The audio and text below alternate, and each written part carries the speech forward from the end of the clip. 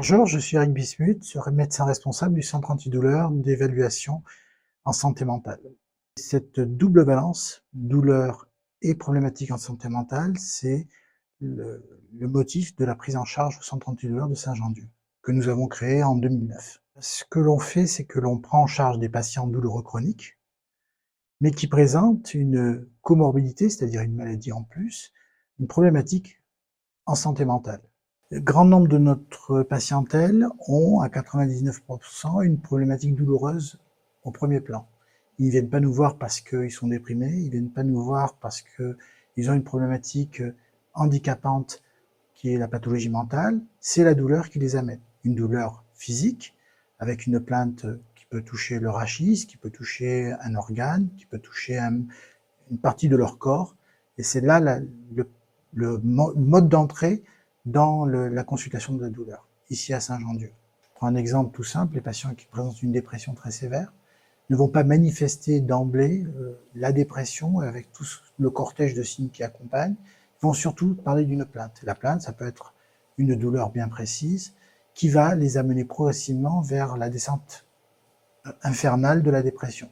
Mais le motif d'entrée étant bien entendu la douleur. Ce sont des dépressions récurrentes, résistantes, et qui font en sorte que ces états dépressifs viennent parasiter et amplifier les problématiques douloureuses.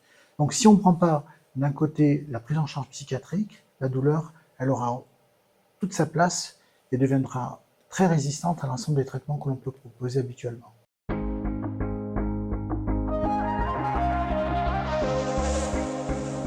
C'est grâce à la piscine que le démarrage de cette consultation a pu se faire. Une consultation qui a démarré sur un pari.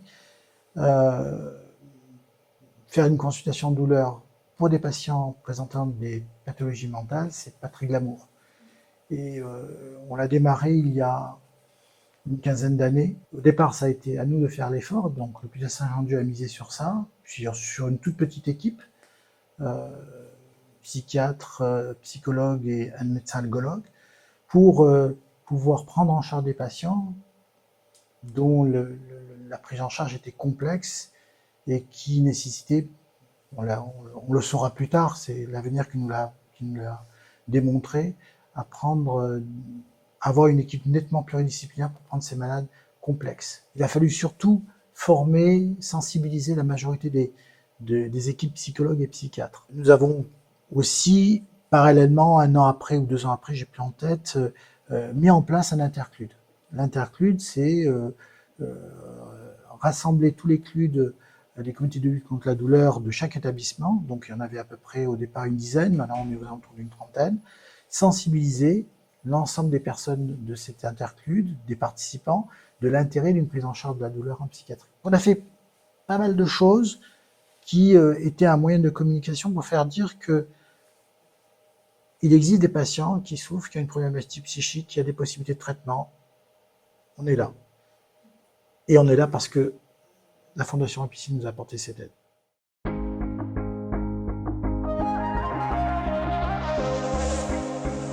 Là, aujourd'hui, notre équipe elle est plus riche. Nous avons deux psychologues, il y a 2 psychiatres, 3 infirmiers, une ostéopathe, une psychomotricienne, un médecin qui fait de l'hypnose, une cadre de santé. Voilà, on a tout un cortège de soignants, pas à temps plein, ce sont que des petits temps, mais qui permettent de tenir sur une activité assez soutenue, qui nous permet d'apporter des solutions à des patients qui nous sont adressés, comme je vous ai dit, en grande majorité par les CMP, les centres médico-psychologiques, les centres antidouleurs habituels traditionnels, les médecins traitants maintenant qui nous connaissent, les chirurgiens. On est aussi dans un allègement des traitements, parce qu'il faut savoir que ces patients-là ont, lorsqu'ils sont identifiés, des problématiques psychiatriques, ont d'autres pathologies qui se greffent, des pathologies cardiaques, des pathologies endocriniennes comme du diabète, de l'obésité, des pathologies douloureuses, donc ils ont beaucoup d'antalgiques. Donc ce sont des patients qui cumulent au niveau des ordonnances sans avoir succès. Nous, on travaille beaucoup sur la conciliation médicamenteuse, sur l'allègement des traitements, tout en offrant bien entendu la place des médiations psychocorporelles. Et quand on dit médiation psychocorporelle, elles doivent être adaptées à la solution, au profil du patient, à son histoire.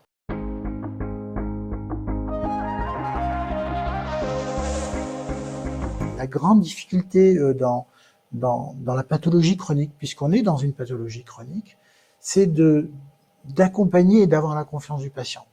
Et pour cela, il faut raisonner en même temps que lui. C'est des patients qui sont très compliqués, tout simplement parce que il n'y a pas que la douleur, il y a d'autres dimensions qui viennent se rentrer en jeu. La dimension psychotique, je prends l'exemple des schizophrènes, je prends l'exemple aussi des psychotraumas. Beaucoup de gens ont des traumas qui touchent soit leur vie familiale, tous les sévices qu'on peut connaître, les traumas au travail, les traumas de guerre. Tous ces gens-là ont bien entendu des problématiques psy, je dis psy, mais en lien avec une problématique douloureuse.